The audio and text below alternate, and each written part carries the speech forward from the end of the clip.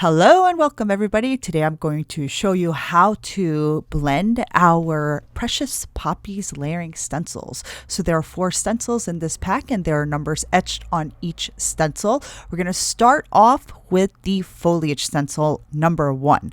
Now, one thing to note, this is the main foliage image right here, or images rather, and then there are these 2 images in the corner, this one in the bottom right hand corner and the top left hand corner.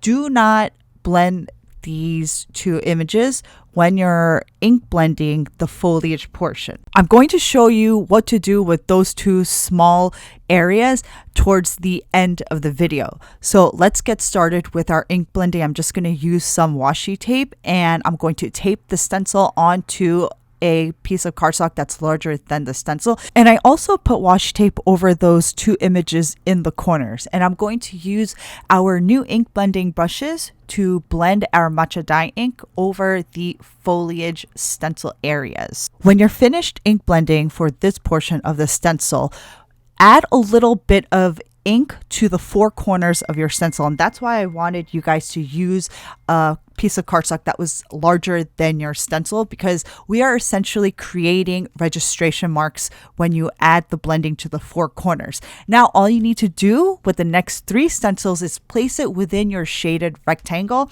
Easy peasy. You don't even have to think about layering or aligning other portions of this stencil to that stencil. Just put it inside your shaded rectangle.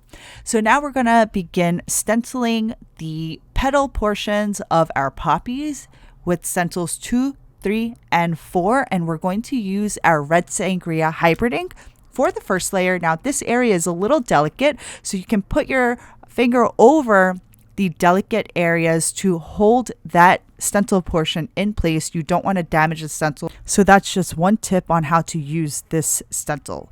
So for the second layer of the floral petals, we'll use our lipstick red dye ink. And then for the last and third layer, we'll use our wine dye ink. And now we're going to go back to stencil number 1, and then this image in the top left hand corner, you're just going to put that inside your poppy, and I used our mini stencil brush and blended some noir dye ink into both the poppies. Then there's this smaller round image in the bottom right hand corner, and I'm just using our beach blondie dye ink to stencil in that area.